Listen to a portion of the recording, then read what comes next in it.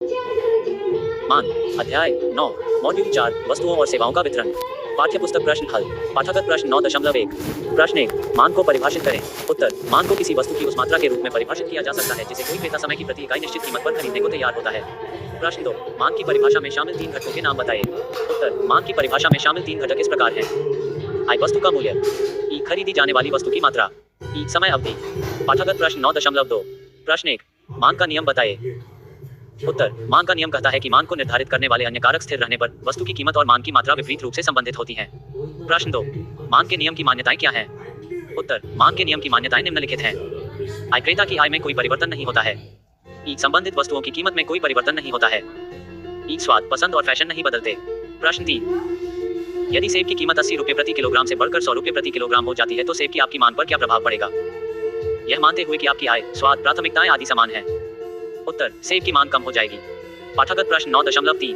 प्रश्न 1 यदि किसी वस्तु की कीमत गिर जाए तो क्रेता की वास्तविक आय का क्या होगा। उत्तर वास्तविक आय में वृद्धि होगी।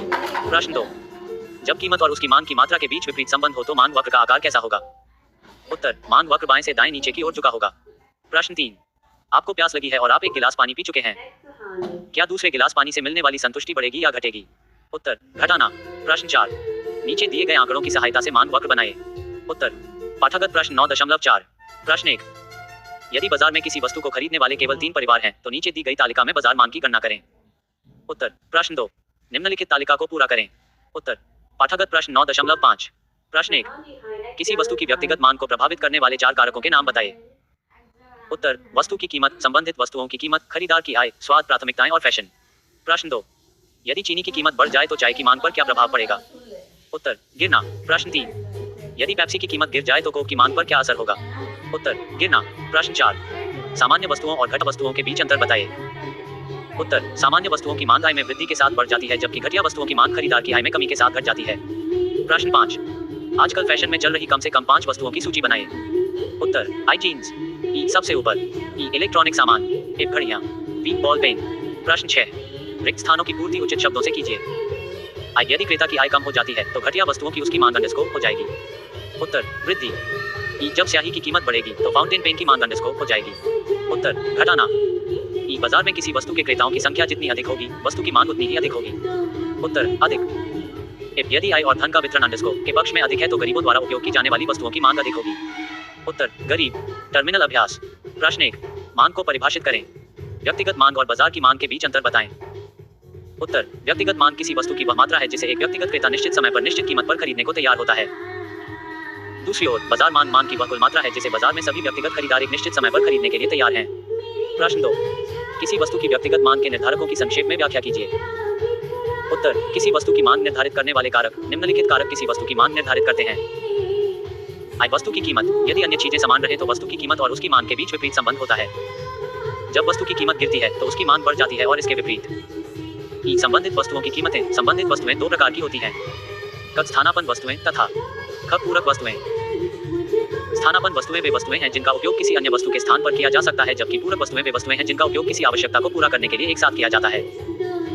स्थानापन्न वस्तुओं चाय और कॉफी की कीमत और मांग के बीच एक सीधा सकारात्मक संबंध मौजूद है जैसा कि चित्र में दिखाया गया है। दूसरी ओर पूरक वस्तुओं की कीमत और मांग के बीच नकारात्मक या विपरीत संबंध होता है। उदाहरण के लिए हम पूरक वस्तुओं के रूप में कलम और स्याही को लेते हैं। यदि कलम की कीमत बढ़ जाती है तो इसकी मांग कम हो जाएगी जिसके परिणामस्वरूप स्याही की मांग में भी गिरावट आएगी क्योंकि इसका उपयोग इसके साथ किया जाता है। इसे आरेख की सहायता से दिखाया गया है। उपभोक्ताओं की आय और सामान्य वस्तुओं की मांग के बीच सीधा संबंध होता है, यानी आय में वृद्धि के साथ सामान्य वस्तुओं की मांग बढ़ती है और इसके विपरीत। घटिया वस्तुओं के मामले में आय और वस्तुओं की मांग के बीच विपरीत संबंध होता है। आय में वृद्धि के साथ घटिया वस्तुओं की मांग कम हो जाती है और इसके विपरीत। एक स्वाद भी वस्तु की मांग को प्रभावित करता है।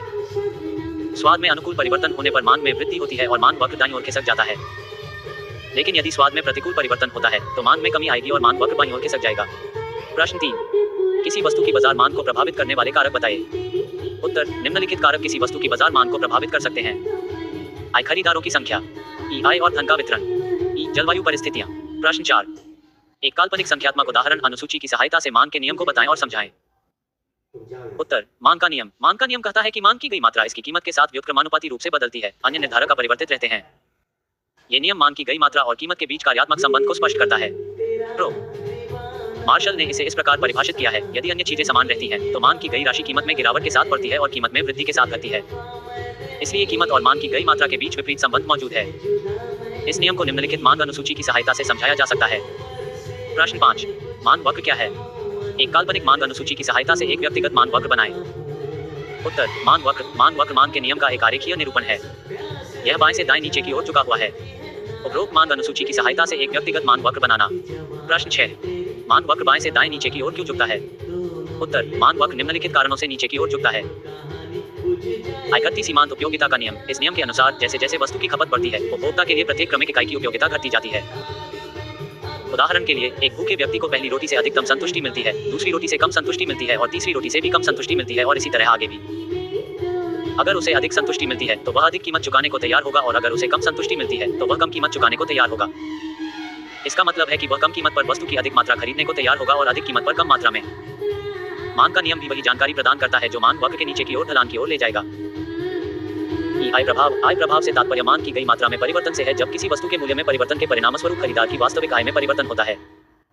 किसी वस्तु के मूल्य में परिवर्तन से उपभोक्ता की वास्तविक आय में परिवर्तन होता है। मूल्य में गिरावट के साथ वास्तविक आय बढ़ जाती है। तदनुसार वस्तु की मांग का विस्तार होता है। उदाहरण के लिए, आप बाजार से आम खरीदते हैं। आम का मूल्य 40 रुपए प्रति किलोग्राम है और आप इस मूल्य पर 2 किलोग्राम आम खरीदते हैं। यदि आम का मूल्य 40 रुपए प्रति किलोग्राम से गिरकर 20 रुपए प्रति किलोग्राम हो जाता है, तो आपकी वास्तविक आय या क्रय शक्ति दोगुनी हो जाती है और अब आप उसी पैसे से दोगुनी मात्रा यानी 4 किलोग्राम आम खरीद सकते हैं। इस प्रकार एक खरीदार किसी वस्तु की अधिक मात्रा तब खरीद सकता है जब उसकी कीमत गिरती है और कम तब खरीद सकता है जब उसकी कीमत बढ़ती है, जिससे मांग वक्र नीचे की ओर ढलान पर चला जाता है। प्रतिस्थापन प्रभाव। अपेक्षाकृत महंगी वस्तु के स्थान पर सस्ती वस्तु को प्रतिस्थापित करना प्रतिस्थापन प्रभाव कहलाता है। वैकल्पिक रूप से यह एक वस्तु के स्थान पर दूसरी वस्तु के प्रतिस्थापन को संदर्भित करता है जब वह अपेक्षाकृत सस्ती हो जाती है। उदाहरण के लिए, यदि कोक की कीमत गिरती है तो यह अपने विकल्प यानी पेप्सी की तुलना में अपेक्षाकृत सस्ती हो जाती है। लोग कोक के बदले कोक खरीदना शुरू कर देते हैं। वैकल्पिक रूप से पेप्सी को कोक से प्रतिस्थापित किया जाता है, जिससे कोक की कीमत गिरने पर इसकी मांग बढ़ जाती है। दूसरी ओर, जब वस्तु की कीमत बढ़ेगी तो उसकी मांग गिर जाएगी। इससे मांग वक्र नीचे की ओर झुक जाएगा। प्रश्न 7, मांग के नियम के पीछे क्या कारण है? उत्तर, मांग के नियम के पीछे कारण घटती सीमांत उपयोगिता का नियम है। इस नियम के अनुसार जैसे जैसे किसी वस्तु की अधिक से अधिक इकाइयों का उपभोग किया जाता है, प्रत्येक क्रमिक इकाई से प्राप्त सीमांत उपयोगिता घटती जाती है। दूसरे शब्दों में, जैसे जैसे कोई व्यक्ति किसी वस्तु की अधिक या अतिरिक्त इकाइयों का उपभोग करता है, प्रत्येक क्रमिक इकाई से प्राप्त अतिरिक्त उपयोगिता यानी सीमांत उपयोगिता घटती जाती है, क्योंकि उस वस्तु की इच्छा कम होती जाती है। परीक्षा हेतु कुछ महत्वपूर्ण प्रश्न। अति लघु उत्तरीय प्रश्न। प्रश्न 1, मांग क्या है? उत्तर, मांग से तात्पर्य किसी वस्तु की उस मात्रा से है जिसे क्रेता समय की प्रति इकाई निश्चित कीमत पर खरीदने को तैयार है। प्रश्न 2, मांग का एक उदाहरण दीजिए। उत्तर, राम ने 7 दिनों में 50 रुपए प्रति किलोग्राम की दर से 10 किलोग्राम चावल खरीदा। प्रश्न 3, मांग की परिभाषा में क्या शामिल है? उत्तर, मांग की परिभाषा में 3 घटक शामिल हैं। आय वस्तु का मूल्य, ई खरीदी गई वस्तु की मात्रा, ई समय अवधि। प्रश्न 4, श्री राम ने 120 रुपए प्रति किलोग्राम की दर से 5 किलोग्राम आम खरीदे। क्या यह मांग का उदाहरण है? अपने उत्तर के समर्थन में कारण बताइए। उत्तर, नहीं, यह मांग का उदाहरण है क्योंकि इस उदाहरण में तीसरे घटक यानी समय अवधि का उल्लेख नहीं किया गया है। प्रश्न 5, श्री सोहन ने पिछले महीने दूध के लिए 30 रुपए प्रति लीटर का भुगतान किया। क्या यह मांग का उदाहरण है? अपने उत्तर के समर्थन में कारण बताइए। उत्तर, नहीं, यह मांग का उदाहरण नहीं है क्योंकि इस उदाहरण में तीसरा घटक यानी दूध की मात्रा नहीं दी गई है। प्रश्न 6, इच्छा कब मांग बन जाती है? उत्तर, एक इच्छा तब मांग बन जाती है जब उसकी कीमत उसे चाहने वाले व्यक्ति द्वारा चुकाई जाती है। प्रश्न 7, 2 प्रकार के संबंधित वस्तुओं के नाम बताइए। उत्तर, संबंधित वस्तुएं 2 प्रकार की होती हैं, स्थानापन्न वस्तुएं तथा पूरक वस्तुएं। प्रश्न 8, स्थानापन्न वस्तुएं क्या हैं? उत्तर, स्थानापन्न वस्तुएं वे वस्तुएं हैं जिन्हें आसानी से एक दूसरे के स्थान पर उपयोग किया जा सकता है, जैसे चाय और कॉफी। प्रश्न 9, पूरक वस्तुएं क्या हैं? उत्तर, पूरक वस्तुएं वे वस्तुएं हैं जिनका उपयोग किसी विशेष आवश्यकता को पूरा करने के लिए एक साथ किया जाता है। कार और पेट्रोल पूरक वस्तुएं हैं। प्रश्न 10, सामान्य वस्तुएं क्या हैं? उत्तर, सामान्य वस्तुएं वे वस्तुएं हैं जिनकी मांग क्रेता की आय में वृद्धि के साथ बढ़ती है। फुल क्रीम दूध, मक्खन सामान्य वस्तुएं के उदाहरण हैं। प्रश्न 11, घटिया वस्तुएं क्या हैं? उत्तर, घटिया वस्तुएं वे वस्तुएं हैं जिनकी मांग आय बढ़ने के साथ घटती है। ज्वार, बाजरा, टोन, दूध आदि घटिया वस्तुएं हैं। प्रश्न 12, वर्षा की आमों की मांग नीचे दी गई है। निम्नलिखित सवालों का जवाब दें। जब आम की कीमत 60 रुपए और 30 रुपए प्रति किलोग्राम है तो वर्षा को आम की क्या मांग करनी चाहिए? उत्तर, वर्षा की आमों की मांग 1.5 किग्रा, 60 रुपए प्रति किग्रा तथा 3.0 किग्रा, 30 रुपए प्रति किग्रा है। प्रश्न 13, वस्तुओं के ऐसे युग्म के 2 उदाहरण दीजिए जो एक दूसरे के स्थानापन्न हैं। उत्तर, आई चाय और कॉफी, ई स्कूटर और कार। प्रश्न 14, वस्तुओं के ऐसे युग्म के 2 उदाहरण दीजिए जिनमें से एक दूसरे का पूरक है। उत्तर, आई कार और पेट्रोल, ई चाय और चीनी। प्रश्न 15, यदि वस्तु x की कीमत बढ़ जाती है और इससे y की मांग में कमी आती है तो दोनों वस्तुएं किस प्रकार संबंधित हैं? उत्तर, x और y वस्तुएं पूरक हैं। प्रश्न 16, किस आधार पर निम्न स्तरीय वस्तु को सामान्य वस्तु से अलग किया जाता है? उत्तर, आय में परिवर्तन के आधार पर घटिया वस्तुओं की मांग आय में वृद्धि के साथ कम हो जाती है, जबकि सामान्य वस्तुओं की मांग आय में वृद्धि के साथ बढ़ जाती है। प्रश्न 17, यदि घरेलू आय बढ़ने पर वस्तु x की मांग की मात्रा कम हो जाती है तो वस्तु x किस प्रकार की है? उत्तर, घटिया वस्तु। प्रश्न 18, यदि स्थानापन्न वस्तु की कीमत गिर जाए तो वस्तु की मांग पर क्या प्रभाव पड़ेगा? उत्तर, वस्तु की मांग गिर जाएगी। प्रश्न 19, किसी उत्पाद के स्वाद में प्रतिकूल परिवर्तन उसकी मांग को कैसे प्रभावित करेगा? उत्तर, वस्तु की मांग कम हो जाएगी। प्रश्न 20, यदि पूरक वस्तुओं की कीमत में परिवर्तन होता है तो वस्तु की मांग पर क्या प्रभाव पड़ेगा? उत्तर, पूरक वस्तुओं की कीमत में वृद्धि के साथ इसकी मांग कम हो जाएगी और पूरक वस्तुओं की कीमत में कमी के साथ इसकी मांग बढ़ जाएगी। प्रश्न 21, कारों की कीमत में गिरावट के साथ पेट्रोल की मांग क्यों बढ़ जाती है? उत्तर, कारों की कीमत में गिरावट के साथ कारों की मांग बढ़ेगी। परिणामस्वरूप पेट्रोल की मांग बढ़ेगी क्योंकि कार और पेट्रोल एक दूसरे के पूरक सामान है। प्रश्न 22, यदि घरेलू आय कम होने पर वस्तु x की मांग की मात्रा कम हो जाती है तो वस्तु x किस प्रकार की है? उत्तर, गुड x सामान्य है। प्रश्न 23, कॉफी की कीमत में वृद्धि से चाय की मांग पर क्या प्रभाव पड़ेगा? उत्तर, चाय की मांग बढ़ेगी। प्रश्न 24, सामान्य वस्तुओं के 2 उदाहरण तथा घटिया वस्तुओं के 2 उदाहरण दीजिए। उत्तर, आई सामान्य वस्तुएं, क गेहूं और क स्कूटर। ई घटिया माल, क ज्वार और क टोन टूल। प्रश्न 25, निम्नलिखित व्यक्तिगत मांग वक्र से वस्तु की मांग की मात्रा बताएं जब वस्तु की कीमत 40 रुपए प्रति इकाई है। उत्तर, जब कीमत 40 रुपए प्रति इकाई होगी तो वस्तु की 2 इकाइयों की मांग होगी। लघु उत्तर प्रकार प्रश्न। प्रश्न 1, मांग की परिभाषा के किस घटक का उल्लेख निम्नलिखित में नहीं किया गया है? आई नितिन ने पिछले महीने 2 जोड़ी जूते खरीदे। ई श्री जाफरी ने 5 किग्रा सेब 40 रुपए प्रति किग्रा की दर से खरीदे। ई श्रीमती हरमीत कौर ने पिछले महीने दूध के लिए 25 रुपए प्रति लीटर का भुगतान किया। उत्तर, उदाहरण, आई नितिन ने पिछले महीने 2 जोड़ी जूते खरीदे। ई श्री जाफरी ने 5 किग्रा सेब 40 रुपए प्रति किग्रा की दर से खरीदे। ई श्रीमती हरमीत कौर ने पिछले महीने दूध के लिए 25 रुपए प्रति लीटर का भुगतान किया। मांग का घटक विद्यमान नहीं है। आई जूतों के जोड़े का मूल्य नहीं दिया गया है। ई समयावधि नहीं दी गई है। ई खरीदे गए दूध की मात्रा नहीं दी गई है। प्रश्न 2, मांग के किन्हीं 3 निर्धारकों की व्याख्या कीजिए। उत्तर, मांग के निर्धारक से तात्पर्य किसी विशेष वस्तु की मांग की मात्रा पर प्रभाव डालने वाले कारक से है। मांग के 3 प्रमुख निर्धारक इस प्रकार हैं। एक, संबंधित वस्तुओं की कीमतें। किसी स्थानापन्न वस्तु की कीमत में वृद्धि से मांग में वृद्धि होती है, जैसे चाय और कॉफी, जबकि किसी पूरक वस्तु की कीमत में वृद्धि से मांग में कमी होती है, जैसे कार और पेट्रोल। ख, आय, उपभोक्ता की आय में वृद्धि के साथ किसी उत्पाद की मांग बढ़ती या घटती है, जो इस बात पर निर्भर करता है कि वस्तु सामान्य है या घटिया। ग, स्वाद, अनुकूल स्वाद परिवर्तन से किसी वस्तु की मांग बढ़ जाती है और इसके विपरीत भी। प्रश्न 3, क्रॉस प्राइस प्रभाव से क्या तात्पर्य है? इसे स्पष्ट करने के लिए 2 संख्यात्मक उदाहरण दीजिए। उत्तर, क्रॉस मूल्य प्रभाव से तात्पर्य है कि एक विशेष उत्पाद की मांग दूसरे उत्पाद की कीमत में परिवर्तन से कैसे प्रभावित होती है। प्रश्न 4, एक बाजार में 3 उपभोक्ता हैं, उनकी मांग अनुसूचियां दी गई हैं। बाजार मांग अनुसूचियां बनाएं। उत्तर, बाजार मांग अनुसूची। Q, 5, consider a market where there are just 2 consumers and suppose their demands for the goods are as follows. Calculate the market demand for the good. Ans, Q, 6, calculate market demand from the following data. Ans, market demand, Q, 7, prepare demand schedule on the basis of information given below. Ans, demand schedule. अध्याय 10, module 4, वस्तुओं और सेवाओं का वितरण। पाठ्य पुस्तक प्रश्न हल। पाठागत प्रश्न 10.1। प्रश्न 1, आपूर्ति को परिभाषित करें। उत्तर, आपूर्ति को समय की प्रति इकाई निश्चित कीमत पर बिक्री के लिए पेश की गई वस्तु की मात्रा के रूप में परिभाषित किया जा सकता है। प्रश्न 2, आपूर्ति की परिभाषा में शामिल 3 तत्वों के नाम बताइए। व्हाट्सएप ग्रुप, अब शामिल हों। टेलीग्राम समूह, अब शामिल हों। इंस्टाग्राम, अब शामिल हों। उत्तर, आपूर्ति की परिभाषा में निम्नलिखित 3 तत्व शामिल हैं। आई, वस्तु का मूल्य। ई, आपूर्ति की गई मात्रा। ई, समय अवधि। प्रश्न 3, स्टॉक और आपूर्ति के बीच अंतर बताएं। उत्तर, स्टॉक किसी वस्तु की कुल मात्रा है जो किसी फर्म के पास किसी विशेष समय पर उपलब्ध होती है, जबकि आपूर्ति किसी वस्तु के स्टॉक का वह हिस्सा है जिसे विक्रेता किसी निश्चित समयावधि में निश्चित मूल्य पर बेचने के लिए तैयार होता है। पाठागत प्रश्न 10.2। प्रश्न 1, नीचे दिए गए आंकड़ों की सहायता से आपूर्ति वक्र बनाएं। प्रश्न 2, निम्नलिखित तालिका का उपयोग करके आपूर्ति वक्र बनाएं अर्थात। पाठागत प्रश्न 10.3। प्रश्न 1, यदि बाजार में किसी वस्तु की आपूर्ति करने वाली केवल 3 फर्में A, B और C हैं, नीचे दी गई उनकी आपूर्ति अनुसूचियों की सहायता से वस्तु की बाजार आपूर्ति ज्ञात कीजिए। उत्तर, प्रश्न 2, निम्नलिखित तालिका को पूरा करें यह मानते हुए कि बाजार में केवल 3 फर्में B और C हैं। उत्तर, पाठागत प्रश्न 10.4। प्रश्न 1, रिक्त स्थानों की पूर्ति उचित शब्दों से कीजिए। आई, जब किसी वस्तु की कीमत बढ़ती है तो उसकी आपूर्ति अंडरस्कोप होती है। उत्तर, वृद्धि। ई, लाभ को अधिकतम करने के उद्देश्य वाली एक फर्म उच्च कीमत पर वस्तु की अंडरस्कोप मात्रा की आपूर्ति करेगी। उत्तर, अधिक। ई, यदि एक फर्म दिए गए संसाधनों के साथ 2 वस्तुओं X और Y का उत्पादन करती है और वस्तु Y की कीमत गिर जाती है तो वस्तु X की आपूर्ति अंडरस्कोप होगी। उत्तर, वृद्धि। एक, मजदूरी दर में गिरावट से वस्तु की आपूर्ति में अंडरस्कोप हो जाएगी। उत्तर, वृद्धि। टीवी सेट के उत्पादन पर उत्पाद शुल्क में वृद्धि से टीवी सेटों की आपूर्ति अंडरस्कोप हो जाएगी। उत्तर घटाना। प्रश्न 2, किसी वस्तु की आपूर्ति पर क्या प्रभाव पड़ेगा जब आई वस्तु के उत्पादन में प्रयुक्त कच्चे माल की कीमत बढ़ जाती है? उत्तर वस्तु की आपूर्ति कम हो जाएगी। ई क्या वस्तु की आपूर्ति करने वाली कोई नई फर्म अस्तित्व में आती है? उत्तर वस्तु की आपूर्ति बढ़ जाएगी। ई क्या तकनीकी प्रगति हुई है? उत्तर वस्तु की आपूर्ति बढ़ जाएगी। प्रश्न 3, यदि स्टेनलेस स्टील की कीमत गिरती है तो स्टेनलेस बर्तनों की आपूर्ति पर क्या प्रभाव पड़ेगा? उत्तर स्टेनलेस स्टील के बर्तनों की आपूर्ति बढ़ेगी। टर्मिनल अभ्यास। प्रश्न 1, आपूर्ति को परिभाषित करें। व्यक्तिगत आपूर्ति और बाजार आपूर्ति के बीच अंतर बताएं। उत्तर आपूर्ति को किसी वस्तु की मात्रा के रूप में परिभाषित किया जा सकता है जिसे विक्रेता फर्म समय की प्रति इकाई एक निश्चित मूल्य पर बिक्री के लिए पेश करता है।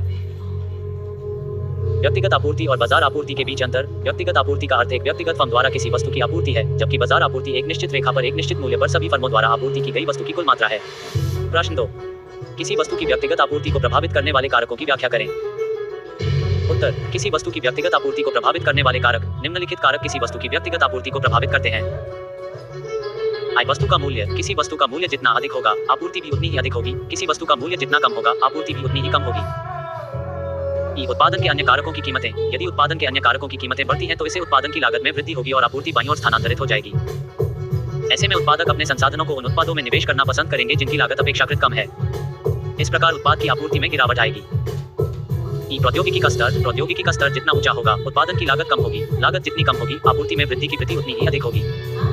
इफ सरकारी नीति। सरकारी नीति भी किसी वस्तु की आपूर्ति निर्धारित करती है। उदाहरण के लिए यदि सरकार किसी वस्तु पर मूल्य वर्धित कर या बिक्री कर की दर बढ़ाती है तो इससे प्रति इकाई उत्पादन की लागत बढ़ जाएगी जिससे वस्तु की आपूर्ति कम हो जाएगी। दूसरी ओर किसी वस्तु पर कर में कमी से प्रति इकाई उत्पादन की लागत कम हो जाएगी और वस्तु की आपूर्ति बढ़ जाएगी। प्रश्न 3, किसी वस्तु की बाजार पूर्ति के 3 निर्धारकों को संक्षेप में समझाएं। उत्तर किसी वस्तु की बाजार आपूर्ति निर्धारित करने वाले कारक। आई वस्तु की कीमत। किसी वस्तु की कीमत और उसकी आपूर्ति के बीच सीधा संबंध होता है। वस्तु की कीमत जितनी अधिक होगी आपूर्ति भी उतनी ही अधिक होगी। वस्तु की कीमत जितनी कम होगी आपूर्ति भी उतनी ही कम होगी। ई विक्रेताओं की संख्या। बाजार आपूर्ति बाजार में सभी व्यक्तिगत आपूर्ति अनुसूचियों का योग है। मान लीजिए कि बाजार में 3 फर्म हैं और वे एक निश्चित कीमत पर प्रतिदिन 100 किलोग्राम चीनी की आपूर्ति करती हैं। मान लीजिए कि एक नई फर्म चीनी उद्योग में प्रवेश करती है। ये प्रतिदिन 20 किलोग्राम चीनी की आपूर्ति करती है। इस स्थिति में चीनी की आपूर्ति बढ़ जाएगी। इसलिए ये स्पष्ट है कि यदि फर्मों की संख्या बढ़ती है तो बाजार की आपूर्ति भी बढ़ेगी। दूसरी ओर यदि फर्मों की संख्या घटती है तो बाजार की आपूर्ति भी घट जाएगी। अपेक्षित भावी मूल्य। यदि किसी वस्तु की कीमत भविष्य में बढ़ने की उम्मीद है तो फर्म भविष्य में लाभ में वृद्धि के कारण अधिक लाभ की उम्मीद में वर्तमान में वस्तु की कम मात्रा की आपूर्ति करेगी। प्रश्न 4, उपयुक्त उदाहरण की सहायता से स्टॉक और आपूर्ति में अंतर स्पष्ट कीजिए। उत्तर स्टॉक और आपूर्ति के बीच अंतर। किसी विक्रेता फर्म के पास किसी विशेष समय पर उपलब्ध वस्तु की कुल मात्रा को स्टॉक कहा जाता है। दूसरी ओर आपूर्ति वस्तु के स्टॉक का वह हिस्सा है जिसे विक्रेता किसी निश्चित समय अवधि के दौरान किसी निश्चित कीमत पर बेचने के लिए तैयार है। इसलिए आपूर्ति एक प्रवाह है। स्टॉक को समय के एक विशेष बिंदु पर मापा जाता है जबकि आपूर्ति को समय अवधि में मापा जाता है। उदाहरण, मान लीजिए किसी व्यापारी ने अगस्त 2012 के पहले दिन 820 क्विंटल खरीदा। इसे 1 अगस्त 2012 को स्टॉक कहा गया। यहाँ 1 अगस्त वह समय बिंदु है जिस पर स्टॉक को मापा गया है। अगस्त 2012 के महीने के दौरान व्यापारी ने 3000 रुपए प्रति क्विंटल पर 300 रुपए क्विंटल चावल की आपूर्ति की। अगस्त के दौरान 3000 की कीमत पर 300 क्विंटल की आपूर्ति प्रवाह थी। चूंकि अगस्त में 31 दिन होते हैं इसलिए हम इसे समय की अवधि के रूप में मापते हैं जिसके दौरान आपूर्ति को मापा गया है। इन 31 दिनों में व्यापारी ने हर दिन कुछ मात्रा बेची जिसे अगर जोड़ा जाए तो उस महीने के अंत में 3000 रुपए के दिए गए बाजार मूल्य पर 300 क्विंटल हो जाता है। प्रश्न 5, उपयुक्त संख्यात्मक उदाहरण का उपयोग करके आपूर्ति के नियम को बताएं और समझाएं। उत्तर आपूर्ति का नियम। आपूर्ति का नियम कहता है कि अन्य चीजें समान रहने पर कीमत जितनी अधिक होगी आपूर्ति की मात्रा उतनी ही अधिक होगी या कीमत जितनी कम होगी आपूर्ति की मात्रा उतनी ही कम होगी। दूसरे शब्दों में किसी वस्तु की कीमत और उसकी आपूर्ति की मात्रा के बीच एक सकारात्मक संबंध होता है। आपूर्ति के नियम को एक तालिका की सहायता से समझाया जा सकता है। तालिका से हमें पता चलता है कि जब कीमत 4 रुपए थी तब आपूर्ति 100 इकाई थी। जब कीमत 4 रुपए से बढ़कर 5 रुपए हो जाती है तो आपूर्ति 100 इकाई से बढ़कर 125 इकाई हो जाती है और इसी प्रकार आगे भी बढ़ती रहती है। प्रश्न 6, आपूर्ति वक्र क्या है? एक काल्पनिक आपूर्ति अनुसूची की सहायता से एक व्यक्तिगत आपूर्ति वक्र बनाएं। उत्तर आपूर्ति वक्र। आपूर्ति वक्र आपूर्ति के नियम का एक आरेखीय निरूपण है। किसी दिए गए आपूर्ति शेड्यूल की सहायता से एक व्यक्तिगत आपूर्ति वक्र बनाना। व्यक्तिगत अनुसूची आपूर्ति। प्रश्न 7, आपूर्ति वक्र ऊपर की ओर क्यों झुकता है? उत्तर आपूर्ति वक्र के ऊपर की ओर ढलान के लिए निम्नलिखित कारक जिम्मेदार हैं। आई वस्तु की कीमत में वृद्धि से लाभ में वृद्धि होती है। परिणामस्वरूप फर्म लाभ बढ़ाने के लिए वस्तु की अधिक मात्रा की आपूर्ति करने के लिए प्रेरित होती है। किसी वस्तु की कीमत में वृद्धि होने पर विक्रेता को अपने स्टॉक का कम से कम एक हिस्सा बेचने के लिए प्रेरित होना पड़ता है। वस्तु की कीमत में गिरावट होने पर विपरीत स्थिति होती है। किसी वस्तु की कीमत में वृद्धि के कारण अधिक लाभ होता है जिससे बाजार में नई फर्म प्रवेश करने के लिए आकर्षित होती हैं और इससे वस्तु की आपूर्ति बढ़ जाती है जिससे उच्च कीमत पर अधिक मात्रा में आपूर्ति होती है। प्रश्न 8, आपूर्ति के नियम के पीछे क्या कारण है? उत्तर, आपूर्ति के नियम के पीछे मुख्य कारण उत्पादक द्वारा अर्जित किया जाने वाला लाभ है। परीक्षा के लिए कुछ महत्वपूर्ण प्रश्न। अति लघु उत्तरीय प्रश्न। प्रश्न 1, किसी वस्तु की आपूर्ति को परिभाषित करें। उत्तर, ये किसी वस्तु की वह मात्रा है जिसे फर्म किसी निश्चित समय में किसी निश्चित कीमत पर बाजार में बेचने को तैयार है। प्रश्न 2, वे कौन से कारक हैं जिन पर वस्तु की आपूर्ति निर्भर करती है। उत्तर, आई वस्तु की कीमत, ई फर्म के लक्ष्य, ई अन्य वस्तुओं की कीमत, एफ प्रौद्योगिकी की स्थिति, बी उत्पादन के कारकों की कीमतें, बी वस्तु की प्रकृति। प्रश्न 3, आपूर्ति अनुसूची से क्या तात्पर्य है। उत्तर, आपूर्ति अनुसूची एक फर्म द्वारा विभिन्न कीमतों पर आपूर्ति की गई विभिन्न मात्राओं को व्यक्त करती है। प्रश्न 4, बाजार पूर्ति अनुसूची को परिभाषित करें। उत्तर, बाजार आपूर्ति अनुसूची से तात्पर्य उस अनुसूची से है जो किसी वस्तु की विभिन्न मात्राओं को दर्शाती है जिसे बाजार में सभी विक्रेता एक निश्चित समय पर उस वस्तु के विभिन्न मूल्यों पर बेचने को तैयार हैं। प्रश्न 5, आपूर्ति वक्र क्या है। उत्तर, यह विभिन्न कीमतों पर आपूर्ति की गई मात्रा का ग्राफिकल प्रतिनिधित्व है। प्रश्न 6, व्यक्तिगत आपूर्ति वक्र क्या है। उत्तर, ये व्यक्तिगत आपूर्ति की एक ज्यामितीय अभिव्यक्ति है। ये किसी वस्तु की मात्रा को दर्शाता है जिसे एक फर्म उस वस्तु के विभिन्न संभावित मूल्यों पर बिक्री के लिए पेश करती है। प्रश्न 7, आपूर्ति का नियम क्या है। उत्तर, आपूर्ति का नियम किसी वस्तु की कीमत और उसकी आपूर्ति के बीच के संबंध को व्यक्त करता है। जब कीमत बढ़ती है तो आपूर्ति बढ़ती है और जब कीमत गिरती है तो आपूर्ति घटती है, अन्य चीजें स्थिर रहती हैं। प्रश्न 8, आपूर्ति वक्र का सामान्य आकार क्या है। उत्तर, सामान्यतः इसका आकार धनात्मक होता है। प्रश्न 9, किसी वस्तु की बाजार आपूर्ति से आप क्या समझते हैं।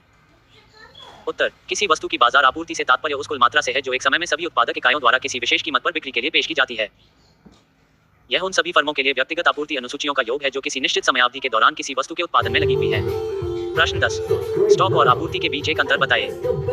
उत्तर, स्टॉक को किसी विशेष समय पर मापा जाता है जबकि अवधि को एक निश्चित समयावधि में मापा जाता है। प्रश्न 11, आपूर्ति बढ़ाने वाले किन्हीं 3 कारकों के नाम बताइए।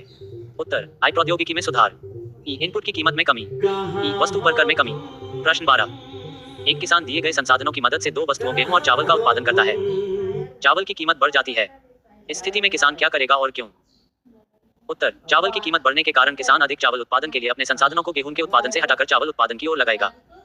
उसके लिए अधिक चावल उगाना लाभदायक होगा। प्रश्न 13, आगतों की कीमत में कमी का माल की आपूर्ति पर क्या प्रभाव पड़ेगा।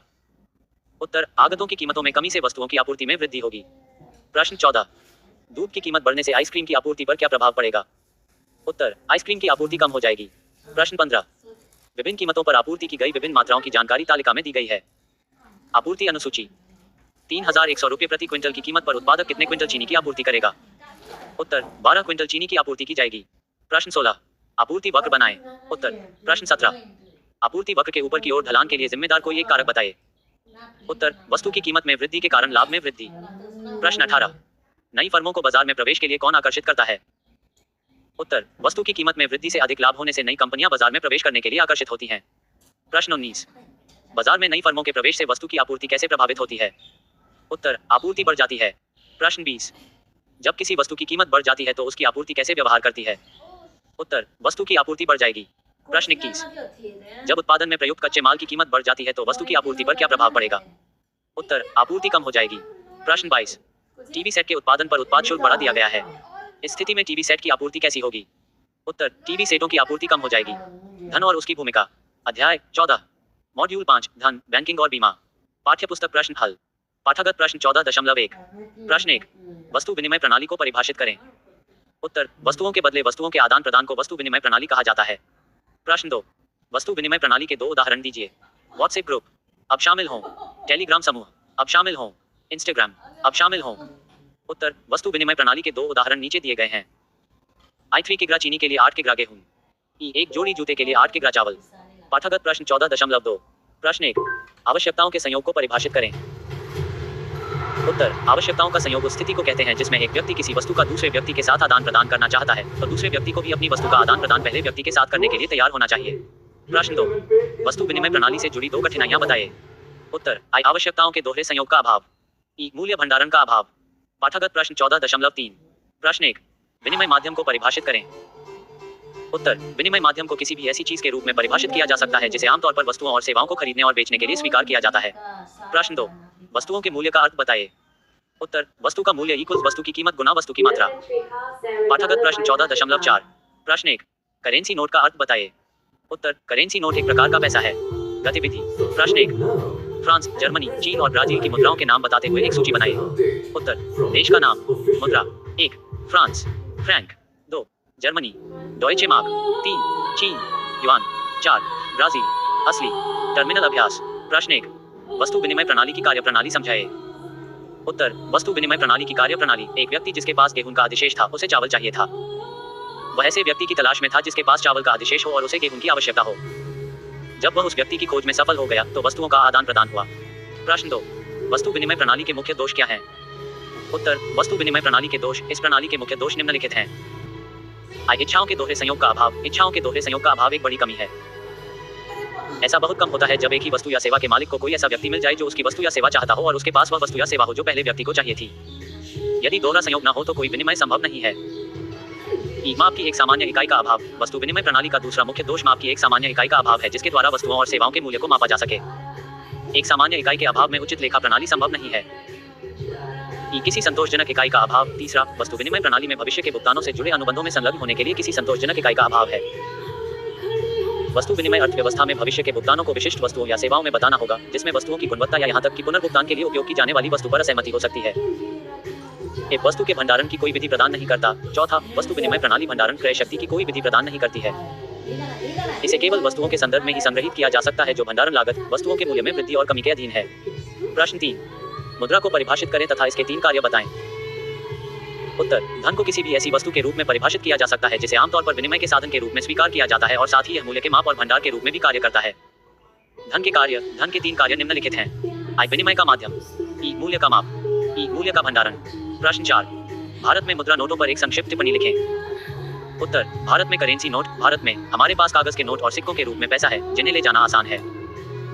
हमारे पास 1, 2, 5, 10, 20, 50, 500 और 1000 के मूल्य वर्ग में कागज के नोट हैं। छोटे मूल्य वर्ग के लिए हमारे पास पैसा नामक सिक्के हैं जैसे कि 50 पैसे जो 1 रुपये का आधा है। अब भारत में 10 रुपये तक के सिक्के प्रचलन में हैं। करेंसी नोट और प्रचलन में आने वाले नोटों की गारंटी भारत सरकार द्वारा दी जाती है। परीक्षा के लिए कुछ महत्वपूर्ण प्रश्न। अति लघु उत्तरीय प्रश्न। प्रश्न 1, मुद्रा के आविष्कार से पहले लोग वस्तुओं के बदले वस्तुएं लेते थे। इस प्रणाली को क्या नाम दिया गया है? उत्तर, वस्तु विनिमय प्रणाली। प्रश्न 2, वस्तु विनिमय प्रणाली की कोई 2 समस्याएं बताइए। उत्तर, मूल्य के एक सामान्य माप का अभाव। दोहरे संयोग का अभाव। प्रश्न 3, आजकल विनिमय का सामान्य रूप से स्वीकृत माध्यम कौन सा है? उत्तर, पैसा। प्रश्न 4, आवश्यकताओं के दोहरे संयोग से क्या तात्पर्य है?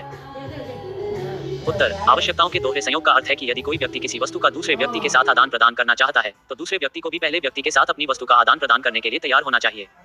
प्रश्न 5, आवश्यकताओं के दोहरे संयोग का एक उदाहरण दीजिए। उत्तर, मान लीजिए कि किसी व्यक्ति को कपड़े चाहिए और उसके पास बदले में देने के लिए चावल है, तो वह चावल के बदले कपड़े किसी दूसरे व्यक्ति से ले सकता है जिसके पास कपड़े हैं और वह भी चावल चाहता है। प्रश्न 6, वस्तु विनिमय प्रणाली कब काम करती है? उत्तर, वस्तु विनिमय प्रणाली तब काम करती है जब आवश्यकताओं का दोहरा संयोग होता है। प्रश्न 7, वस्तु विनिमय प्रणाली से संबंधित एक समस्या लिखिए। उत्तर, वस्तु विनिमय प्रणाली से जुड़ी एक समस्या ये थी कि विनिमय के लिए तैयार व्यक्ति की खोज में बहुत समय लगाना पड़ता था। प्रश्न 8, मुद्रा के प्राथमिक कार्य के रूप में विनिमय माध्यम का क्या अर्थ है? उत्तर, मुद्रा के प्राथमिक कार्य के रूप में विनिमय माध्यम का अर्थ है कि लोग मुद्रा की सहायता से वस्तुओं और सेवाओं को खरीद या बेच सकते हैं। मुद्रा उस व्यक्ति द्वारा प्राप्त की जाती है जो वस्तुओं सेवाओं को बेचता है और इसका भुगतान खरीदार द्वारा किया जाता है जो विक्रेताओं से वस्तुओं को खरीदते हैं। प्रश्न 9, मुद्रा के कार्य के रूप में विनिमय माध्यम का एक उदाहरण दीजिए। उत्तर, आप एक पेन के लिए 10 रुपये का भुगतान करते हैं। विक्रेता को पेन बेचकर आपसे 10 रुपये मिलते हैं, इसलिए पेन का आदान प्रदान 10 रुपये में होता है। प्रश्न 10, आजकल लोग पैसा किस रूप में रखते हैं? उत्तर, अब लोग पैसे कागज के नोटों और सिक्कों के रूप में रखते हैं। प्रश्न 11, लोग पैसे को कागज के नोटों और सिक्कों के रूप में क्यों रखते हैं? उत्तर, क्योंकि कागज के नोटों और सिक्कों के रूप में पैसा ले जाना आसान है। प्रश्न 12, भारतीय रुपए का प्रतीक क्या है? उत्तर, रुपए का प्रतीक चिन्ह रुपए है। प्रश्न 13, हमारे पास किस मूल्य वर्ग के कागज के नोट हैं? उत्तर, हमारे पास 1, 2, 5, 10, 50, 100, 500 और 1000 मूल्य वर्ग के कागजी नोट हैं। प्रश्न 14, 50 पैसे किसके बराबर हैं? उत्तर, 50 पैसे 1 रुपए के आधे के बराबर हैं। प्रश्न 15, भारत में प्रचलन में मौजूद करेंसी नोटों और सिक्कों की गारंटी किसके द्वारा दी जाती है? उत्तर, प्रचलन में मौजूद करेंसी नोट और सिक्कों की गारंटी भारत सरकार द्वारा दी जाती है। प्रश्न 16, क्या भारत में प्रचलन में आने वाले करेंसी नोट और सिक्के अन्य देशों में भी मान्य हैं? उत्तर, नहीं, हर देश की अपनी मुद्रा होती है। प्रश्न 17, कागजी मुद्रा क्या है? उत्तर, कागज से बना पैसा कागजी पैसा है। लघु प्रकार के प्रश्नों के उत्तर। प्रश्न 1, मुद्रा के एक कार्य के रूप में मूल्य के भंडार की व्याख्या करें। उत्तर, मूल्य का भंडारण। हालांकि धन को मुद्रा के अलावा अन्य रूपों में भी संग्रहित किया जा सकता है, लेकिन धन को संग्रहित करने का सबसे किफायती और सुविधाजनक तरीका मुद्रा है। इसकी तरलता और क्रय शक्ति के कारण इसे भविष्य में आवश्यकता पड़ने पर इस्तेमाल किया जा सकता है। मुद्रा की तरलता ये सुनिश्चित करती है कि भविष्य में किसी भी समय बिना किसी देरी और मूल्य हानि के मुद्रा द्वारा वस्तुओं और सेवाओं को खरीदा जा सकता है। मूल्य में हानि के बिना धन को संग्रहित किया जा सकता है। विनिमय की वस्तु विनिमय प्रणाली के तहत ये बहुत मुश्किल था, क्योंकि वस्तुओं को केवल पर्याप्त भंडारण लागत या गिरावट के कारण उनके मूल्य के नुकसान की कीमत पर ही संग्रहित किया जा सकता था। प्रश्न 2, वे समस्याएं बताइए जिनके कारण वस्तु विनिमय प्रणाली लंबे समय तक जारी नहीं रह सकी। इनमें से किसी एक समस्या की व्याख्या कीजिए। उत्तर, निम्नलिखित समस्याओं के कारण वस्तु विनिमय प्रणाली लंबे समय तक जारी नहीं रह सकी। आई, आवश्यकताओं के दोहरे संयोग का अभाव। ई, माल के विभाजन का अभाव। ई, माप की सामान्य इकाई का अभाव। एफ, धन संचय का अभाव। बी, मानक आस्थगित भुगतान का अभाव। माप की सामान्य इकाई का अभाव। वस्तु विनिमय प्रणाली के तहत माप की उपभोक्ता इकाई की कमी के कारण व्यापार किए जाने वाले विभिन्न वस्तुओं के मूल्यों को समान करना कठिन था। प्रश्न 3, मुद्रा किस प्रकार मूल्य के भंडार के रूप में कार्य करती है। उत्तर, मूल्य का भंडार मुद्रा मूल्य भंडार के रूप में भी कार्य करती है। मुद्रा को बिना मूल्य में कमी किए भंडारित किया जा सकता है। मुद्रा का ये कार्य लोगों को अपनी वर्तमान आय का एक हिस्सा बचाने और भविष्य में उपयोग के लिए भंडारित करने में सक्षम बनाता है। प्रश्न 4, भविष्य में पैसे के माध्यम से भुगतान कैसे संभव है। उत्तर, पैसे की मदद से हम उधार देने और उधार लेने की गतिविधियों में शामिल हो सकते हैं। उदाहरण के लिए, आप अपने दोस्त से किताब खरीदने के लिए 300 रुपये उधार मांगते हैं। आप एक सप्ताह बाद पैसे वापस करने का वादा करते हैं। वह आपको पैसे देता है। इस मामले में आपको उधारकर्ता कहा जाएगा और आपके दोस्त को ऋणदाता कहा जाएगा। एक सप्ताह के बाद आप अपने दोस्त को पैसे वापस कर देते हैं। आपकी तरह ऐसे कई लोग हैं जो उधार लिए गए पैसे से अपनी वर्तमान जरूरतों को पूरा करने के लिए आज पैसे उधार लेना चाहते हैं। वे इस शर्त के साथ पैसे उधार लेते हैं कि वे भविष्य में उस पैसे को वापस कर देंगे। दीर्घ उत्तरीय प्रश्न। प्रश्न 1, मुद्रा की विशेषताएं या अभिलक्षण बताइए। उत्तर, धन की मुख्य विशेषताएं इस प्रकार हैं। आई, विनिमय का माध्यम। मुद्रा एक ऐसी चीज है जो वस्तुओं और सेवाओं की बिक्री और खरीद के लिए विनिमय के माध्यम के रूप में कार्य करती है। ई, पैसा एक साधन है, साध्य नहीं। पैसा अपने आप में एक साधन है, साध्य नहीं। ये केवल हमारी इच्छाओं को पूरा करने का एक साधन है, इसलिए पैसा कोई प्रत्यक्ष संतुष्टि प्रदान नहीं करता है। ई, टिकाऊपन। मुद्रा में टिकाऊपन की विशेषता भी होती है। करेंसी नोट और सिक्कों का बार बार इस्तेमाल किया जाता है और ये कई सालों तक इस्तेमाल में आते रहते हैं। इफ, सरकारी नियंत्रण। मुद्रा की आपूर्ति सरकार द्वारा नियंत्रित होती है। वी, सामान्य स्वीकार्यता। इसे वस्तुओं और सेवाओं के बदले में स्वतंत्र रूप से स्वीकार किया जाना चाहिए। वी, तरल संपत्ति। पैसा धन का सबसे तरल रूप है। इसे आवश्यकता पड़ने पर आसानी से वस्तुओं और सेवाओं में बदला जा सकता है। वी, मूल्य का माप। यह मूल्य के माप के रूप में भी कार्य करता है। प्रश्न 2, वस्तु विनिमय प्रणाली की सीमा के रूप में आवश्यकताओं के दोहरे संयोग की कमी की व्याख्या करें। उत्तर, आवश्यकताओं के दोहरे संयोग का अभाव। इच्छाओं के दोहरे संयोग का अर्थ है कि यदि कोई व्यक्ति किसी दूसरे व्यक्ति के साथ कोई वस्तु विनिमय करना चाहता है, तो दूसरे व्यक्ति को भी पहले व्यक्ति के साथ अपनी वस्तु विनिमय करने के लिए तैयार होना चाहिए। उदाहरण के, एक व्यक्ति कपड़ा चाहता है और उसके पास बदले में देने के लिए चावल है, तो वह चावल के बदले कपड़े का आदान प्रदान दूसरे व्यक्ति से कर सकता है जिसके पास कपड़ा है और वह भी चावल चाहता है। व्यवहारिक जीवन में ऐसी स्थिति उत्पन्न हो भी सकती है और नहीं भी।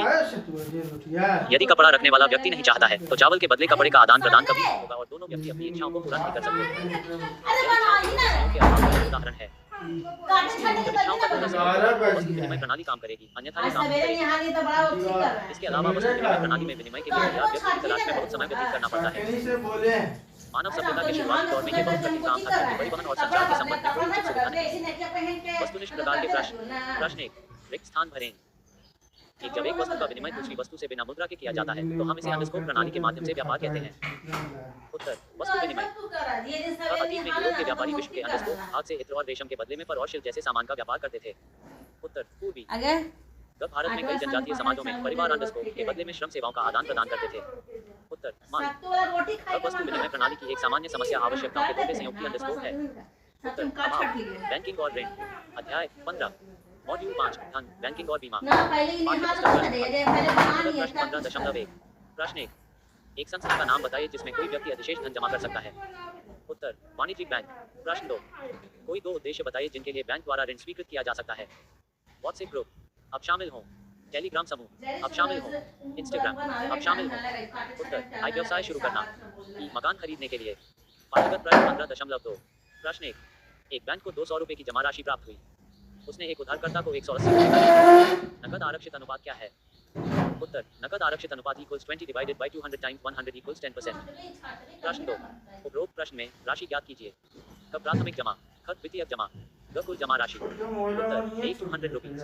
B, 180 rupees. ग, 380 रुपीज। प्रश्न 3, ऋण को परिभाषित करें। उत्तर, ऋण को एक संविदात्मक समझौते के रूप में परिभाषित किया जा सकता है जिसमें उधारकर्ता को अभी या वर्तमान में कोई मूल्यवान वस्तु प्राप्त होती है तथा वह बाद में या भविष्य में ऋणदाता को उसका भुगतान करने के लिए सहमत होता है। पाठ्यगत प्रश्न 15.3। प्रश्न 1, वाणिज्यिक बैंक, सहकारी बैंक और विकास बैंक का एक एक उदाहरण दीजिए। उत्तर, आई, वाणिज्यिक बैंक, भारतीय स्टेट बैंक। ई, सहकारी बैंक, कृषि बैंक। ई, विकास बैंक, IDBI। प्रश्न 2, सहकारी बैंक किन गतिविधियों के लिए ग्रामीण और शहरी दोनों क्षेत्रों में ऋण प्रदान करते हैं। प्रत्येक के 2 उदाहरण दीजिए। उत्तर, आई ग्रामीण क्षेत्रों में सहकारी बैंक खेती, मवेशी, मत्स्य पालन आदि के लिए ऋण प्रदान करते हैं। शहरी क्षेत्रों में सहकारी बैंक स्वरोजगार गतिविधियों, लघु उद्योग, टिकाऊ वस्तुओं की खरीद और व्यक्तिगत ऋण के लिए ऋण प्रदान करते हैं। प्रश्न 3, भारत में बैंकिंग प्रणाली का प्रमुख कौन है? उत्तर, भारतीय रिजर्व बैंक। टर्मिनल अभ्यास। प्रश्न 1, बैंक के कोई दो कार्य बताइए। उत्तर, बैंक के दो कार्यों को नीचे समझाया गया है। आई जमा स्वीकार करना ये वाणिज्यिक बैंकों का एक महत्वपूर्ण प्राथमिक कार्य है। वाणिज्यिक बैंक व्यक्तियों, व्यावसायिक फर्मों और अन्य संस्थानों से जमा स्वीकार करते हैं। यह आर्थिक रूप से उपयोगी कार्य है क्योंकि यह उत्पादन उद्देश्यों के लिए बचत जुटाने में मदद करता है। वाणिज्यिक बैंक समाज के विभिन्न वर्गों की आवश्यकताओं के अनुसार कई रूपों में जमा स्वीकार करते हैं। ऋण देना वाणिज्यिक बैंक का एक और महत्वपूर्ण प्राथमिक कार्य है। ये कई तरीकों से ऋण देता है। ऋण देने के कुछ तरीकों पर नीचे चर्चा की गई है। एक साधारण ऋण, यहाँ वाणिज्यिक बैंक जमाकर्ताओं के हितों की रक्षा के लिए कुछ आसानी से बिकने योग्य मूर्त प्रतिभूतियों के बदले ऋण देते हैं। हालांकि ये राशि उधारकर्ताओं को नकद में नहीं दी जाती है, बल्कि उनके खातों में जमा कर दी जाती है। उधारकर्ता इसे अपनी इच्छानुसार निकाल सकते हैं। बी ओवरड्राफ्ट सुविधा उन ग्राहकों को दी जाती है जो बैंक में चालू खाता रखते हैं। इस प्रणाली के तहत बैंक ग्राहकों द्वारा खाते में शेष राशि से अधिक जारी किए गए चेक स्वीकार कर लेता है। ये सुविधा आमतौर पर सम्मानित और विश्वसनीय ग्राहकों को अल्प अवधि के लिए दी जाती है। बिलों की छूट। आधुनिक व्यवसाय में कुछ लोग विनिमय बिलों के भुगतान के लिए तब तक प्रतीक्षा कर सकते हैं जब तक कि वे परिपक्व न हो जाएं। बैंक अवधि और संग्रह के लिए ब्याज वसूलने के बाद बिलों की छूट देते हैं। व्यवहारिक रूप से बिलों की छूट छोटी अवधि के लिए उधार देना है। प्रश्न 2, ऋण क्या है? बैंक ऋण कैसे बनाता है? उत्तर, क्रेडिट का अर्थ है उधारकर्ताओं से भुगतान प्राप्त करने का दावा। बैंक द्वारा ऋण सृजन, बैंक को जमा का एक अंश रखकर और शेष राशि उन लोगों को उधार देकर ऋण बनाता है जो बैंक से ऋण के लिए संपर्क करते हैं और अपना खाता खोलते हैं। बैंक द्वारा रखे गए जमा के अंश को नकद आरक्षित अनुपात के रूप में जाना जाता है। बैंक के इस कार्य के साथ ऋण सृजन की प्रक्रिया शुरू होती है। ऋण सृजन की प्रक्रिया में दो प्रकार की जमा राशियां दर्ज की जाती हैं। पहली को प्राथमिक जमा कहा जाता है। प्राथमिक जमा बैंक जमा में प्रारंभिक वृद्धि है जो बैंक को जनता से नई जमा राशि प्राप्त होने पर होती है। दूसरे प्रकार की जमा राशि को द्वितीयक जमा राशि कहा जाता है। ये प्रत्येक दौर में बैंक द्वारा दिए गए ऋण के कारण निर्मित जमा राशि है। द्वितीयक जमा राशियों में वृद्धि के कारण ऋण सृजन संभव है। किसी बैंक की ऋण सृजन क्षमता नकद आरक्षित अनुपात पर निर्भर करती है। नकद आरक्षित अनुपात जितना अधिक होगा, ऋण सृजन क्षमता उतनी ही कम होगी। कुल ऋण सृजन की मात्रा की गणना करने के लिए हम निम्नलिखित सूत्र लागू करते हैं। कुल ऋण इक्वल जमा में प्रारंभिक वृद्धि। प्रश्न 3, भारत में विभिन्न प्रकार के बैंक कौन कौन से हैं? उत्तर, भारत में बैंकों के विभिन्न प्रकार। भारत में निम्नलिखित प्रकार के बैंक हैं। आई भारतीय रिजर्व बैंक, ई वाणिज्यिक बैंक, ई सहकारी बैंक, एफ विभागीय बैंक। प्रश्न 4, निम्नलिखित पर संक्षिप्त टिप्पणी लिखें। आई आरबीआई, सहकारी बैंक, वाणिज्यिक बैंक।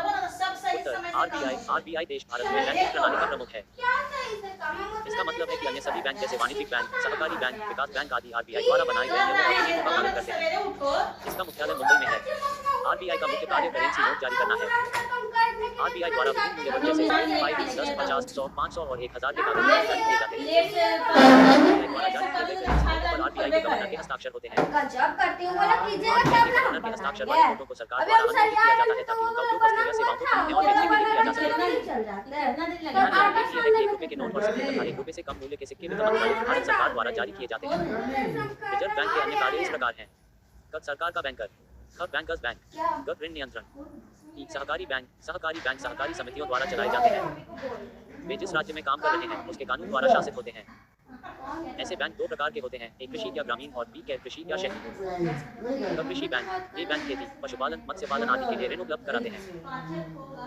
गैर कृषि बैंक, ये बैंक स्वरोजगार गतिविधियों, लघु उद्योग, टेलीविजन, प्रशीतन आदि जैसे टिकाऊ वस्तुओं की खरीद और व्यक्तिगत वित्त के लिए ऋण प्रदान करते हैं। वाणिज्यिक बैंक वे बैंक हैं जो जनता से जमा स्वीकार करते हैं और लोगों को घर, furniture, refrigerator, TV, washing machine खरीदने के लिए ऋण देते हैं। वे लॉकर सुविधा प्रदान करके मूल्यवान सामग्री भी रखते हैं। वे ड्राफ्ट जारी करने, धन हस्तांतरित करने जैसी सेवाएं भी प्रदान करते हैं। उनका उद्देश्य लाभ कमाना है। परीक्षा के लिए कुछ महत्वपूर्ण प्रश्न। अति लघु उत्तरीय प्रश्न। प्रश्न 1, मुद्रा और बैंकिंग के बीच क्या संबंध है? उत्तर, पैसा और बैंकिंग एक साथ चलते हैं, वे एक दूसरे के पूरक हैं। प्रश्न 2, लोग बैंक क्यों जाते हैं? उत्तर, लोग विभिन्न उद्देश्यों के लिए बैंक जाते हैं जैसे कि अपनी अतिरिक्त धनराशि जमा करना, नकद भुगतान करने के लिए अपने खातों से धन निकालना, ऋण लेना आदि। प्रश्न 3, बैंक किस प्रकार की संस्था है? उत्तर, बैंक एक वित्तीय संस्था है जो जनता से जमा के रूप में धन स्वीकार करती है तथा उन्हें ऋण देती है। प्रश्न 4, वह माध्यम बताइए जिसके माध्यम से बैंक से पैसा निकाला जा सकता है। उत्तर, बैंक से पैसा चेक, ड्राफ्ट और या अन्यथा एटीएम के माध्यम से निकाला जा सकता है। प्रश्न 5, बैंक के दो कार्य बताइए। उत्तर, आई जनता से जमा स्वीकार करना, ई ऋण देना। प्रश्न 6, बैंक किससे जमा स्वीकार करता है? उत्तर, बैंक आम जनता से जमा स्वीकार करता है जिसमें व्यक्ति, समूह, व्यावसायिक फर्म शामिल हैं। प्रश्न 7, बैंक अपने जमाकर्ताओं को चेक बुक क्यों जारी करता है? उत्तर, बैंक अपने जमाकर्ताओं को बैंक के माध्यम से किसी भी पार्टी को भुगतान करने के लिए बैंक से पैसा निकालने हेतु चेकबुक जारी करता है। प्रश्न 8, ऋण देते समय बैंक कौन सी विशेष बात ध्यान में रखता है? उत्तर, ऋण देते समय बैंक भविष्य में ऋण चुकाने की क्षमता को ध्यान में रखता है। प्रश्न 9, बैंक द्वारा ऋण सृजन से आप क्या समझते हैं? उत्तर, बैंक द्वारा ऋण सृजन का अर्थ है उधार के माध्यम से अपनी जमा राशि का विस्तार करना। प्रश्न 10, क्या बैंकों में जमा करने वाले सभी जमाकर्ता एक बार में अपनी सारी जमा राशि निकाल लेते हैं? उत्तर, नहीं। अधिकतर लोग आवश्यकता पड़ने पर अपनी जमा राशि से छोटी राशि निकाल लेते हैं और शेष राशि बैंक में छोड़ देते हैं। प्रश्न 11, बैंकों द्वारा नकदी के रूप में रखी जाने वाली कुल जमा राशि का कितना प्रतिशत तय किया जाता है? उत्तर, इसका निर्णय देश के बैंकिंग प्राधिकरण द्वारा किया जाता है। प्रश्न 12, नकद आरक्षित अनुपात क्या है? उत्तर, नकद आरक्षित अनुपात कुल जमा का वह अंश है जिसे नकदी के रूप में रखा जाता है। प्रश्न 13, एक बैंक ने एक व्यक्ति से 2000 रुपए की जमा स्वीकार की है। 10% नकद आरक्षित अनुपात वाला बैंक कितना ऋण दे सकता है? प्रश्न 14, प्राथमिक जमा क्या है? उत्तर, प्राथमिक जमा बैंक जमा में प्रारंभिक वृद्धि है जो बैंक को जनता से नई जमा प्राप्त होने पर होती है। प्रश्न 15, वित्तीय जमा क्या है? उत्तर, वित्तीय जमा वे जमा है जो बैंक द्वारा प्रत्येक दौर में दिए गए ऋण के कारण उत्पन्न होते हैं। प्रश्न 16, कुल जमा राशि कितनी है? उत्तर, कुल जमा राशि प्राथमिक जमा और द्वितीय जमा का कुल योग है। प्रश्न 17, कुल ऋण की गणना का सूत्र लिखिए। उत्तर, प्रारंभिक वृद्धि। प्रश्न 18, निम्नलिखित आंकड़ों की सहायता से कुल ऋण की गणना करें। आय जमा में प्रारंभिक वृद्धि इक्वल 100 रुपए। ई नकद आरक्षित अनुपात इक्वल्स 20%। उत्तर, कुल ऋण इक्वल्स प्रारंभिक वृद्धि। प्रश्न 19, ए ने एक बैंक में 100 रुपए जमा किए। नकद आरक्षित अनुपात 20% है। बी ऋण के लिए बैंक जाता है। बैंक उसे कितनी राशि तक का ऋण दे सकता है? उत्तर, बैंक बी को 80 रुपए 120 तक का ऋण दे सकता है। प्रश्न 20, एक व्यक्ति बैंक में 1000 रुपए जमा करता है। नकद आरक्षित अनुपात 20% है। बैंक द्वारा बनाया जा सकने वाला कुल ऋण की गणना करें। उत्तर, कुल ऋण सृजन। प्रश्न 21, किसी बैंक की ऋण सृजन क्षमता किन कारकों पर निर्भर करती है? उत्तर, किसी बैंक की ऋण सृजन क्षमता निम्नलिखित 2 कारकों पर निर्भर करती है। प्रारंभिक जमा में वृद्धि, नकद आरक्षित अनुपात। प्रश्न 22, एक बैंक द्वारा 1000 रुपए की प्रारंभिक जमा के आधार पर कुल ऋण सृजन 5000 रुपए है। नकद आरक्षित अनुपात की गणना करें। जब नकद आरक्षित अनुपात बढ़ता है तो ऋण सृजन क्यों कम हो जाता है? उत्तर, क्योंकि नकद आरक्षित अनुपात में वृद्धि के कारण बैंकों को जनता को भुगतान करने के लिए अधिक नकदी रखनी पड़ेगी और तदनुसार ऋण देने के लिए कम राशि उपलब्ध होगी, इसलिए कम ऋण सृजन होगा। प्रश्न 24, एक रुपये का नोट जारी करना है। उत्तर, एक रुपये का नोट भारत सरकार के वित्त मंत्रालय द्वारा जारी किया जाता है। प्रश्न 25, भारतीय रिजर्व बैंक सरकार का बैंकर किस प्रकार है? उत्तर, भारतीय रिजर्व बैंक निम्नलिखित तरीकों से सरकार का बैंकर है। भारत में केंद्र और राज्य सरकार दोनों अपना पैसा आरबीआई में जमा करते हैं। दोनों आरबीआई से ऋण लेते हैं। प्रश्न 26, क्या कैनरा बैंक सार्वजनिक क्षेत्र में है या निजी क्षेत्र में? उत्तर, कैनरा बैंक सार्वजनिक क्षेत्र का है। प्रश्न 27, आरबीआई का प्रधान कार्यालय कहाँ है? उत्तर, आरबीआई का प्रधान कार्यालय मुंबई में है। प्रश्न 28, भारत में 100 रुपए का नोट कौन जारी करता है? उत्तर, भारतीय रिजर्व बैंक। प्रश्न 29, 100 रुपए के नोट पर किसके हस्ताक्षर होते हैं? उत्तर, आरबीआई के गवर्नर के हस्ताक्षर। प्रश्न 30, बैंक अपनी जमा राशि किस रूप में बढ़ाता है? उत्तर, बैंक ऋण के माध्यम से ऋण सृजन करके अपनी जमा राशि बढ़ाता है। प्रश्न 31, राज्य वित्त निगम और एचडीएफसी में से कौन सा बैंक एक विकास बैंक है? उत्तर, वित्त आयोग। प्रश्न 32, सहकारी समितियों द्वारा संचालित बैंकों के नाम बताइए। उत्तर, सहकारी बैंक। प्रश्न 33, ऋण सृजन की प्रक्रिया में कितने प्रकार की जमा राशियां दर्ज की जाती हैं? उत्तर, 2 प्रकार के जमा, आय प्राथमिक जमा राशि, द्वितीय जमा। प्रश्न 34, किस प्रकार की जमा राशि में वृद्धि के कारण ऋण सृजन संभव है? उत्तर, द्वितीय जमा में वृद्धि के कारण। प्रश्न 35, जब नकद आरक्षित अनुपात 20% हो तो निम्न तालिका को पूरा करें। उत्तर, प्रश्न 36, हमारे देश में केंद्रीय बैंक का क्या नाम है? उत्तर, भारतीय रिजर्व बैंक। प्रश्न 37, वाणिज्यिक बैंक और सहकारी बैंक किस संस्था के नियमों और विनियमों का पालन करते हैं? उत्तर, भारतीय रिजर्व बैंक। प्रश्न 38, केंद्र सरकार एवं राज्य सरकारें किस बैंक से ऋण लेती हैं? उत्तर, आरबीआई से। प्रश्न 39, केंद्र और राज्य सरकारें अपना पैसा किस बैंक में जमा करती हैं? उत्तर, केंद्र और राज्य सरकारें अपना पैसा आरबीआई के पास जमा करती हैं। प्रश्न 40, निम्नलिखित बैंक किस क्षेत्र निजी सार्वजनिक में है? आई पंजाब नेशनल बैंक, ई यस बैंक। उत्तर, पंजाब नेशनल बैंक सार्वजनिक क्षेत्र में है जबकि यस बैंक निजी क्षेत्र में है। प्रश्न 41, वाणिज्यिक बैंकों का मुख्य उद्देश्य क्या है? उत्तर, वाणिज्यिक बैंकों का मुख्य उद्देश्य लाभ कमाना है। प्रश्न 42, वाणिज्यिक बैंकों द्वारा प्रदान की जाने वाली कोई 2 सेवाएं लिखिए। उत्तर, आई धन का स्थानांतरण, ई ड्राफ्ट जारी करना। प्रश्न 43, सहकारी बैंक ग्रामीण क्षेत्रों में किसके लिए ऋण उपलब्ध कराते हैं? उत्तर, ग्रामीण क्षेत्रों में सहकारी बैंक खेती, पशुपालन, मत्स्य पालन आदि के लिए ऋण उपलब्ध कराते हैं। 44, सहकारी बैंक शहरी क्षेत्रों में किसके लिए ऋण उपलब्ध कराते हैं? उत्तर, शहरी क्षेत्रों में सहकारी बैंक स्वरोजगार के अवसर, लघु उद्योग, टेलीविजन, रेफ्रिजरेटर आदि जैसी टिकाऊ वस्तुओं की खरीद और व्यक्तिगत वित्त के लिए ऋण उपलब्ध कराते हैं। प्रश्न 45, बैंक मूल्यवान सामग्रियों को सुरक्षा कैसे प्रदान करते हैं? उत्तर, बैंक लॉकर सुविधा प्रदान करके मूल्यवान सामग्रियों को सुरक्षा प्रदान करते हैं। प्रश्न 46, लोग बैंक से पैसा क्यों उधार लेते हैं? उत्तर, लोग आजकल कुछ खरीदने या कोई व्यवसाय करने के लिए बैंकों से पैसा उधार लेते हैं, जिसके लिए वर्तमान में उनके पास पर्याप्त धन नहीं होता है। प्रश्न 47, प्राथमिक जमा और द्वितीयक जमा में से कौन सी जमा बैंक के पास सार्वजनिक जमा को दर्शाती है? उत्तर, प्राथमिक जमा। लघु उत्तर प्रकार प्रश्न। प्रश्न 1, सेंट्रल बैंक ऑफ इंडिया का नाम लिखिए, इसके कार्य भी बताइए। उत्तर, सेंट्रल बैंक ऑफ इंडिया का नाम भारतीय रिजर्व बैंक है। भारतीय रिजर्व बैंक के कार्य आरबीआई के मुख्य कार्य निम्नलिखित हैं। करेंसी नोट जारी करना। आरबीआई का मुख्य कार्य करेंसी नोट जारी करना है।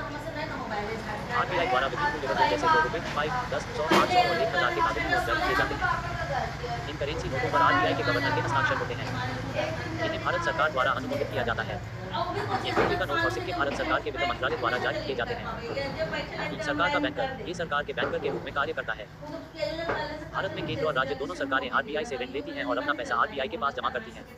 प्रश्न 2, सरकार के बैंकर के रूप में आरबीआई के कार्य की व्याख्या करें। उत्तर, सरकार के बैंकर के रूप में आरबीआई निम्नलिखित कार्य करता है। ये केंद्र और सरकार दोनों की जमा राशि स्वीकार करता है। ये केंद्र एवं राज्य दोनों सरकारों को ऋण देता है। ये सरकारों के राजकोषीय बिलों को बेचता है। ये सरकार को वित्तीय मामलों पर सलाह देता है।